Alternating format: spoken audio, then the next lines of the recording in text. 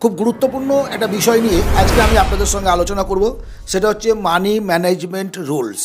এখন কথা হলো যে আপনি আমাকে প্রথমেই জিজ্ঞেস করতে পারেন যে আমরা কি তাহলে টাকার সম্পর্কে জানি না, আমাদের কি কোনো ধারণা নেই যে কীভাবে টাকা কাজে লাগাতে হয়, কীভাবে আমি ইনকাম করতে জানি অথচ টাকা ইনভেস্ট করতে জানি না, এটা কখনো হতে পারে? ইয়েস, গবেষণা বলছে আমাদের দেশে 27% লোক শিক্ষিত, অর্থনৈতিক ব্যাপারে তাদের মধ্যে জ্ঞান আছে কিছুটা, এবং বাকিদের মধ্যে কিন্তু কখনোই আপনি বলতে পারেন ফাইন্যান্সিয়ালি ইলিটারেট, বাকিরা অধিকাংশ মানুষই।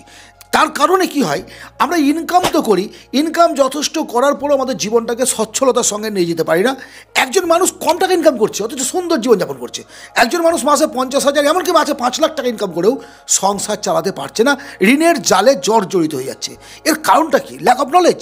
এর কারণটা পরিষ্কারভাবে বলছি আপনাকে যে টাকার সম্পর্কে আমাদের ধারণা কম বলেই এই জিনিসটা ঘটে। আজকের আলোচনায় আপনি পরিষ্কার বুঝতে পারবেন টাকা কিভাবে কাছে রাখবেন, টাকা কিভাবে কাজে লাগাবেন এবং টাকাকে কিভাবে আপনি আপনার জীবনে ব্যবহার করবেন। এই যে কোর্সটা আজকে আমি আলোচনা করছি, এটা একটা পেড কোর্স, অবশ্যই একটা পেড কোর্স, যেটা আজ যতটা সম্ভব সংক্ষেপে টু দ্য পয়েন্ট আপনাদের সঙ্গে আমি আলোচনা করব।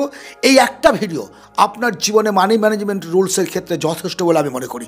ডায়েরি পেন নিয়ে প্রত্যেকটা কথা নোট করার চেষ্টা করুন, কারণ জীবনে যদি প্রতিষ্ঠিত হতে চান অর্থ ছাড়া জীবন বেকার। অর্থকে সঠিকভাবে ব্যবহার না করলে অর্থ এক সময় আপনাকে ডাস্টবিনে ছুঁড়ে ফেলে দেবে, জীবনে কিচ্ছু করতে পারবেন না, কিচ্ছু করতে পারবেন না। অর্থ যদি পকেটে না থাকে, সবচেয়ে আগে কে সরে যায় জানেন? কাছের আত্মীয়রা, নিকট আত্মীয়রা। আমাকে অনেকেই জানতে চাইছেন, স্যার আমার কাছে 1 লাখ টাকা আছে, আমি কীভাবে কোথায় রাখবো? অনেকে জানতে চান 10 লাখ টাকা আছে, আমি কী করব? প্রত্যেকের প্রশ্নের অ্যান্সার আজকের এই ভিডিওতে পাবেন। এখন এই যে কথাগুলো আমি বলছি না, এর মধ্যে অনেকেই স্কিপ করে বেরিয়ে গেছে, আবার অনেকেই ভাবছে সব বক শুনে কী হবে। রুকো যারা, রুকো চাচা, রুকো। এই একটা ভিডিও যদি সেভ করে রাখেন, যদি মস্তিষ্কের মধ্যে ভরে নিতে পারেন, জীবনে কোনো দিন অর্থের ব্যাপারে ঠকবেন না এবং অর্থ কিভাবে আপনি ব্যবহার করবেন সেটা বুঝতে পারবেন। প্রথম কথা হচ্ছে ল্যাক অফ নলেজ। এই যে বললাম ইলিটারেট, টাকা সম্পর্কে, মানি ম্যানেজমেন্ট সম্পর্কে একজন অশিক্ষিত মানুষ আপনি চিনবেন কী করে বা বুঝবেন কী করে? তার প্রথম লক্ষণ হচ্ছে সেভিংস এবং ইনভেস্টমেন্ট সম্পর্কে তার ধারণা নেই। দ্বিতীয় কথা হচ্ছে তার কোনো বাজেট নেই। একটা দেশ চালাতে গেলে একটা ইয়ার এন্ডিংয়ে বাজেট হয়, কিন্তু তার জীবনে কোনো বাজেট নেই, খরচের কোনো হিসেব নেই, ইনকাম তো বাদ দেন, খরচের কোনো হিসেব নেই। তৃতীয় লক্ষণ হচ্ছে সে যখন মন চাইলো ইচ্ছে মতো মার্কেটিং করে বসলো, অনলাইন হোক অফলাইন হোক, যখন তার ইচ্ছে হলো, পছন্দ হলো, কিনে নিল। প্রয়োজন আছে কিংবা নেই এই জিনিসটা সে ভাবে না।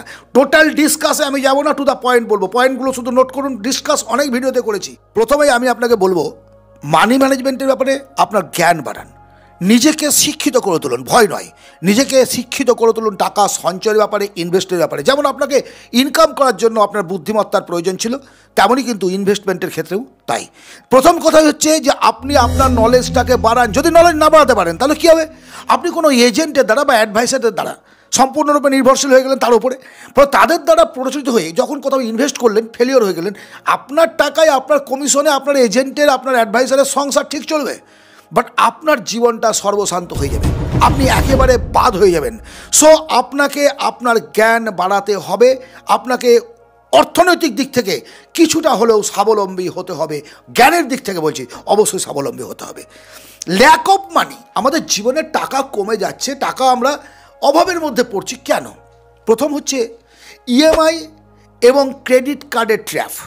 এটা জীবনটাকে আমাদের তছনছ করে দেয়।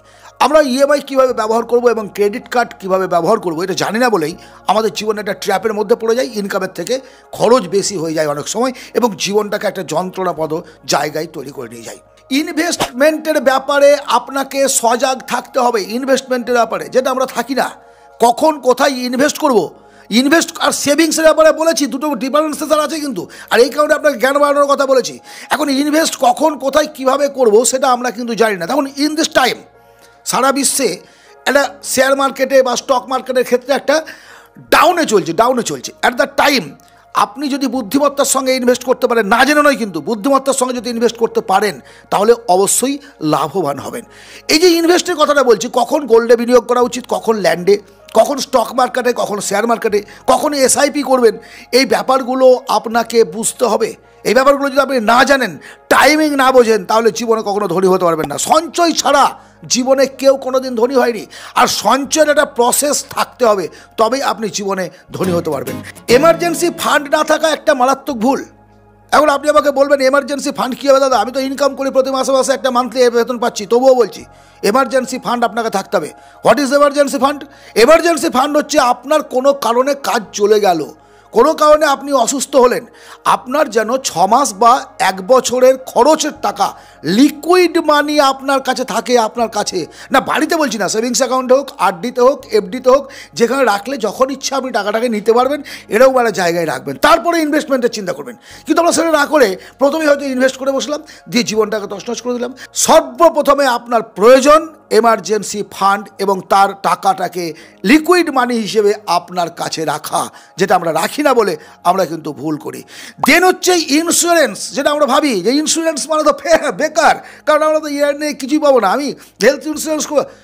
ইন্স্যুরেন্স হচ্ছে একটা স্টেপ নিয়ে, ইন্স্যুরেন্স একটা সাপোর্ট, আপনার জীবনের যে অন্ধকার রাতটাকে না সম্পূর্ণরূপে গাইড করবে insurance. Health insurance, medical insurance, আপনার গাড়ির insurance, general insurance, life insurance, প্রত্যেকটা আপনার বিপদের দিনে একটা প্রকৃত বন্ধু হয়ে আপনার সামনে দাঁড়াবে। আপনি বুঝতে পারবেন না, আপনার পরিবার আপনার উপর নির্ভরশীল। মানুষের নিঃশ্বাসের কোনো বিশ্বাস নেই, আজ আছি কালকে নাও থাকতে পারি, কিন্তু আজ যত টাকা আমার পরিবারে আমি খরচ করছি ইনকাম করে, আগামী দিনে আমি না থাকলে এই পরিবারটা সুন্দরভাবে চলবে তো? সে দায়িত্ব কিন্তু ভেবে দেখা আমাদের প্রত্যেকের উচিত। আর সেই কারণেই ইন্স্যুরেন্স করতে হবে। আমরা চায়ের দোকানে বসে 200 টাকা খরচ করে দিই, কিন্তু ইন্স্যুরেন্সের জন্য ডেলি 30 টাকা আমরা ইনভেস্ট করতে আমাদের গায়ে লাগে, কষ্ট লাগে। রিটায়ারমেন্ট প্ল্যান, যেটা আমাদের অনেকের মধ্যে নেই। আমরা আমাদের জীবনে ইনকাম করতে শুরু করার পর থেকেই বিয়ে করলাম, সংসার করলাম, ছেলে মেয়ের পড়াশোনা, তারপরে ছেলের এডুকেশন, মেয়ের বিয়ে, বাড়ি ঘর, তারপরে গাড়ি কিনলাম, এই সব করতে গিয়ে আমার জীবনের অর্জিত সমস্ত টাকাকে শেষ করে দিয়ে রিটায়ারমেন্টের সময় ব্যাংক ব্যালেন্স বড় একটা, বুঝতে পারছেন তো?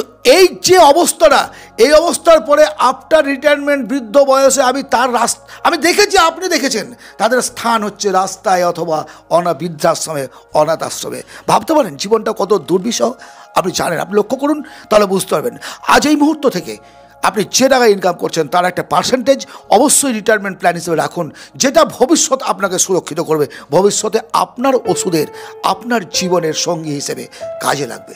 ধনী হতে না পারার এবং সঞ্চয় করতে না পারার আরও কতকগুলো কারণ, তার মধ্যে একটা কারণ হচ্ছে টাকা সম্পর্কে একটা ভুল ধারণা। কীরকম ভুল ধারণা? সেভিংস এবং ইনভেস্টমেন্ট একই জিনিস, একটা মিথ অনেক মানুষের মধ্যে আছে। দেখুন, আমি আপনাকে পরিষ্কার ডিটেলসে বলছি, আপনি সেভিংস অ্যাকাউন্টে যদি টাকা রাখেন কত ইন্টারেস্ট পাবেন? 3 থেকে 4%। আপনি এফডিতে রাখলেন 5 থেকে 6%, আরডিতে ওই ম্যাক্সিমাম 7%। আপনি যদি পিপিএফ করেন সেখানেও 7%। আবার পাশাপাশি আপনি চলে আসুন এসআইপি 12 থেকে 15%। শেয়ার মার্কেটে যদি করেন, আপনি শেয়ার মার্কেটের ক্ষেত্রে 20 to 30% আপনার রিটার্ন আসে। আপনি যদি ইকুইটি শেয়ারে টাকা জমাতে পারেন সেখানে 40-45% রিটার্ন পাওয়া যায়। কিন্তু এখানে একটা গভীর জ্ঞান আপনাকে রাখতে হবে, আপনার গভীর নলেজ থাকতে হবে, তবেই কিন্তু আপনি এই জায়গাটায় এসে ইনভেস্ট করতে পারবেন। উল্টোপাল্টাভাবে একটা ইচ্ছে করলো জমিয়ে দিলাম, কারো কথা শুনে সঞ্চয় করে দিলাম, করলে হবে না, কারণ এখানে আপনার একটা লসের সম্ভাবনা আছে। সো এই বিষয়টার সম্পর্কে আমাদের একটা ভুল ধারণা আছে যে দুটো বিষয় একই এবং দুটোর ইন্টারেস্ট এক না। একজন যদি 1 লাখ টাকা এফডি করে বা পিপিএফ করে 20 বছর পর যা রিটার্ন পাবে, কেউ যদি সিপে বা শেয়ার মার্কেটে সেই টাকাটা 20 বছরের জন্য রাখে, অনেক গুণ বেশি টাকা রিটার্ন পাবে, অনেক গুণ। এই বিষয়টি বুঝতে হবে। আরও একটা ভুল ধারণা আছে, ইনভেস্টমেন্ট করতে গেলে, টাকা সঞ্চয় করতে গেলে, মানে যেটা বলছি আমি ইনভেস্টমেন্ট, সেভিংস নয়, ওই শেয়ার মার্কেট বা ইত্যাদি ল্যান্ড ফ্যান্ড প্রচুর টাকা লাগে, ভুল। এটা একটা ভুল ধারণা। আপনার কাছে ন্যূনতম যে টাকাটা আছে সেই টাকা দিয়েই আপনি ইনভেস্ট শুরু করতে পারেন। সেটা গোল্ডের ক্ষেত্রে কিনতে পারেন একটা শেয়ার, সেটা আপনি কোনো একটা শেয়ার মার্কেটে নিতে পারেন, সিপে টাকা ইনভেস্ট করতে পারেন, যতটুকু পারেন, যতটা কমভাবে সম্ভব আপনি পারবেন সেটা ইনভেস্ট করতে। এটা ভুল ধারণা যে প্রচুর টাকা থাকলে তবে ইনভেস্ট করা যায়। আরও একটা মিথ হচ্ছে এই যে বাজেটিংয়ের ব্যাপারটা প্রথমে আমি বলেছি, এই বাজেটগুলো না ধনী মানুষেরা করে। তার জন্য তারা ধনী না। বাজেট যদি আপনার জীবনে না থাকে আপনি জীবনে ধনী হতে পারবেন না। যে ব্যক্তি আজ ধনী তারা কিন্তু অধিকাংশই সেই জিরো থেকে উঠে এসছেন। তারা প্রত্যেকে অধিকাংশই একেবারে গ্র্যাস লেভেল থেকে উঠে এসছেন, কারণ তারা বাজেট অনুযায়ী চলতে জানতেন। সো প্রত্যেকটা মানুষের জীবনে সে দিনমজুর থেকে কোটিপতি পর্যন্ত বাজেটের প্রয়োজনীয়তা আছে। ধনী মানুষদের সুযোগ একমাত্র বাজেট, সেটা ভুল দেবে না, সেটা মাথা থেকে মুছে ফেলুন। এখন আপনি আমাকে জিজ্ঞেস করতে পারেন, এত কিছু যখন ব্যাপারগুলো আছে তারপরেও মানুষ কেন অর্থনৈতিক ব্যাপারে জ্ঞান সঞ্চয় করতে চায় না, কেন অন্যের ওপর সম্পূর্ণরূপে নির্ভরশীল হয়? তার প্রধান কারণ হচ্ছে ভয়। যে টাকা একটা বিশাল আবার এত পার্সেন্ট ইন্টারেস্ট, এত বছর, এইটা ক্রিটিক্যাল ব্যাপার। এই ক্রিটিক্যাল ব্যাপারের জন্য তারা এখানে মাথা ভরতে চায় না, যেটা ভুল ধারণা। আপনি আপনার জীবনের যে ইনকাম, সেই টাকাটা কীভাবে কোথায় রাখছেন সেটা আপনাকে জানতে হবে না। এবং আপনি কোনো জিনিসটাকে ভয় পাওয়ার কিছু নেই। প্রত্যেকটা বিষয় যখন আমরা জানি না তখন সেটা ভয় থাকে, যখন সেটা জেনে যায় আর ভয় থাকে না। একটা অঙ্ক একটা ছাত্র যখন প্রথম আরম্ভ করেছে, সে পারছে না, ভুল করছে, বাট যখন সে অঙ্কটা করতে পারলো, কমপ্লিট করলো, তখন সেই ইজিলি সে অঙ্কটা করলো, তার কাছে সহজ হয়ে গেল। আমরা যেটা জানি না সেই বিষয়টা আমাদের কাছে ভয়ের, জানার চেষ্টা করি না বলে। বিশ্বাসের অভাব দ্বিতীয় একটা কারণটা কি দেখুন, মানুষ অনেক দিন ধরে কষ্ট করে রোজগার করে যে সঞ্চয় টাকা করে, চিট ফান্ড আসলো, অনেক রকমের ফান্ড এসে শেয়ার মার্কেটে ইনভেস্ট করেছে, বিভিন্ন করে লস হয়ে গেছে টাকা, বিভিন্নভাবে টাকা ফেলিওর হয়ে গেছে। সো আজ আর নতুন করে তারা কারো কথা শুনতে চায় না। এটা স্বাভাবিক। তারা কোনো এজেন্টের কথা বলুন, অ্যাডভাইসারের কথা করুন, তারা শুনতে চায় না, কারণ তারা লস করেছে জীবনে। যে ঠকেছে সে জানে তার যন্ত্রণাটা কতটা। সো তার একটা বিশ্বাস। এবার কি হচ্ছে, বিশ্বাসটা আপনি একটা ব্যক্তির ওপর হারাতে পারেন, একটা বুদ্ধির ওপর হারাতে পারেন। আপনি না জেনে সেই জায়গায় লোভে পড়ে ইনভেস্ট করেছিলেন, এটা একটা কারণ। তারপরে আর একটা কারণ হচ্ছে দ্রুত শর্ট টাইম মাইন্ডসেট। আমাকে দ্রুত ধনী হতে হবে, দ্রুত ফেরত পাবে। আমি 1 লাখ টাকা রাখলাম, 1 বছর পর কত পাবো? অনেকে বলে চাচা বা দাদা কতদিন বাঁচবে কোনো গ্যারান্টি নেই লাইফের। আজ আপনি বলছেন টাকা ইনভেস্ট করতে 20 বছরের জন্য, কী হবে সব 20 বছর পর কত টাকা থাকবে না থাকবে কোনো গ্যারান্টি আছে? পৃথিবী হয়তো থাকবে না, ধ্বংস হয়ে যাবে। হ্যাঁ, বাস্তব কথা। এই যে শর্ট টার্ম মাইন্ডসেটটা না, ও আপনাকে জীবনে এগিয়ে যেতে দেবে না, আপনাকে শেষ করে দেবে। কারণ আপনি সিপিএ গোল্ডের ল্যান্ডে যেখানে ইনভেস্ট করতে যাবেন, ইনভেস্ট কখনোই 15-20 বছরের আগে আপনাকে মুনাফা দিতে পারবে না, মোটা টাকা দিতে পারবেন না। শর্ট টার্মে কিছু হয় না। শর্ট টার্ম ইনভেস্টমেন্টে কী হবে, কত টাকা ইন্টারেস্ট পাবেন? যখন আপনার কাছে কম্পাউন্ডিং সিস্টেমে ইন্টারেস্ট আসবে তখন আপনি টাকা দেখতে পাবেন। শর্ট টার্মে সেই কম্পাউন্ডিং কোথায় কাজ করবে? আপনি 1 লাখ টাকা রেখেছেন, 7% যদি ইন্টারেস্ট হয় বা 10% ইন্টারেস্ট হয়, আমার অন্যান্য শেয়ার মার্কেট ইত্যাদি ক্ষেত্রে বলছি আমি, তাহলে 1,10,000 টাকা, নেক্সট ইয়ারে 1,10,000 10% পাবেন। এটাকেই বলে কম্পাউন্ডিং সিস্টেম। যদি কম্পাউন্ডিং সিস্টেমে আপনি টাকা না খাটাতে পারেন তাহলে জীবনে উন্নতি করতে পারবেন না। সুতরাং শর্ট টার্ম গোলটা, শর্ট টার্ম অ্যাচিভমেন্টটা একটা বড় প্রবলেম। আর একটা হচ্ছে আত্মীয়দের দেখে শুনে নিজেকে কম্পেয়ার করা। কীরকম, আমি তো ভালো আছি, কারণ আমার মাসির ছেলে আমার সমবয়সী, সে তো কিছু করতে পারেনি। আমার পিসির ছেলে আমার মতো তো চলতে পারে না। আমার পাশের বন্ধুটা সে তো কিছু করতে পারেনি, তার সঙ্গে আমি নিজেকে কম্পেয়ার করছি। কে করতে পারেনি তার সঙ্গে কম্পেয়ার করছি, কে পেরেছে, কে ওপরে উঠেছে তাকে আমরা দেখছি না, নিজের শুধু কম্পেয়ার করছে পরিচিত মহলটার মধ্যে। এটা করবেন, এটা একটা ভুল। এই ভুল থেকে বেরিয়ে আসতে হবে। এখন কথা হলো, সব তো বুঝলাম স্যার, কিভাবে টাকা আমরা নষ্ট করছি, কেন টাকা সঞ্চয় করতে পারছি না, সমস্ত কিছু বুঝলাম, কিন্তু কীভাবে চললে আমরা আমাদের জীবনে ফাইন্যান্সিয়াল ফ্রিডম লাইফ পাবো সেটা তো বললেন না। বলবো, অবশ্যই বলবো। আপনি আজ থেকে টাকা সঞ্চয়ের ব্যাপারে জ্ঞান সঞ্চয় করুন। কিভাবে? কোনো ইউটিউব, অনলাইনে কোনো টপিকস পড়ে, অথবা ফাইন্যান্সিয়াল কোনো বই পড়ে। ফাইন্যান্সিয়াল ম্যানেজমেন্টের ওপরে অনেক বই আছে, সেগুলো পড়ে নিজে জ্ঞান সঞ্চয় করুন। সেকেন্ড হচ্ছে, আপনি ইমিডিয়েট এমার্জেন্সি ফান্ড তৈরি করুন। এমার্জেন্সি ফান্ড আপনার জীবনের জন্য তৈরি করতে হবে।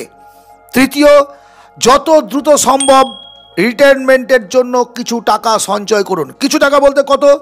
আপনার আয়ের 20-30% টাকা আপনাকে ভবিষ্যতের জন্য সঞ্চয় করতে হবে। প্রথমে এমার্জেন্সি ফান্ড, রিটায়ারমেন্ট পলিসি, দেন ইনভেস্টমেন্ট। চতুর্থ, মেক এ গুড বাজেট। অবশ্যই একটা বাজেট তৈরি করুন। আপনার ইনকাম কত, আপনি 30% টাকা সঞ্চয় করলে কত টাকা আপনার কাছে টাকা থাকবে, সরকারকে ট্যাক্স দেওয়ার পর কত টাকা থাকবে, এবং সেই টাকাটাতে আপনি কীভাবে সংসার চালাবেন, যেটা 50, 30 and 20 রুলস আমার ভিডিও আছে, দয়া করে একবার দেখে নেবেন, এখানে বড় করছি না। এটা আপনাকে কিন্তু করতে হবে, বাজেট অবশ্যই তৈরি করতে হবে, বাজেট ছাড়া জীবনে এগিয়ে যেতে পারবেন না।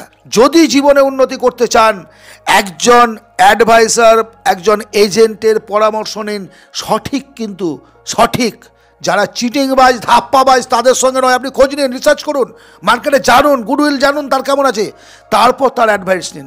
শুধুমাত্র অ্যাডভাইসার দিয়ে হবে না, নিজেকে নলেজ রাখতে হবে। কারণ ভুল পথে যদি আমাকে দেখিয়ে দেয়, আমি একটা গাড়ি নিয়ে যাচ্ছি, কোথাও যাব, নদীটা পার হতে হবে, আমাকে দেখিয়ে দিল ব্রিজের রাস্তা নয়, এই সামনে যান, গিয়ে গাড়িঘাট দিয়ে পার হয়ে যাবেন, যে দেখছি যারা জল, নৌকাও নাই, আমি গাড়িটা পার করবো কী করে বুঝে উঠতে পারছি না। কিন্তু সে তো সঠিক রাস্তা দেখিয়ে দিতে, ব্রিজ আছে, ব্রিজের মাধ্যম, ব্রিজ হচ্ছে অ্যাডভাইসার, এই ব্রিজ হচ্ছে নলেজ। এই নলেজটাকে আপনার যতক্ষণ পর্যন্ত আপনি তৈরি না করবেন, লোক আপনাকে ভুল পথে পরিচালনা করবে, অন্যের দ্বারা পরিচালনা হবে না। সবশেষে বলবো, আপনার টাকা আপনি কিভাবে খরচ করবেন, কীভাবে সঞ্চয় করবেন, সেটা আপনি বেশি ভালো জানেন, এবং আপনার থেকে কেউ বেশি আপনাকে বুদ্ধি দিতে পারবে না। সো বস, যদি মনে হয় যে এই ভিডিওটা কার্যকরী, আপনি শুনুন, নোট করুন, আমি জানি এটা ভীষণ উপকার লাগবে, আজ না লাগলেও কালকে লাগবে।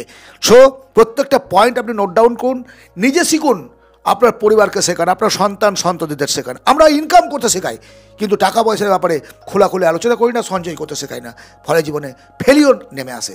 ইয়েস, যদি ভালো লাগে অবশ্যই একটা লাইক করবেন, সাবস্ক্রাইব করবেন, শেয়ার করবেন বন্ধু বান্ধবদের মধ্যে, কারণ প্রত্যেকের এই বিষয়টি জানা উচিত।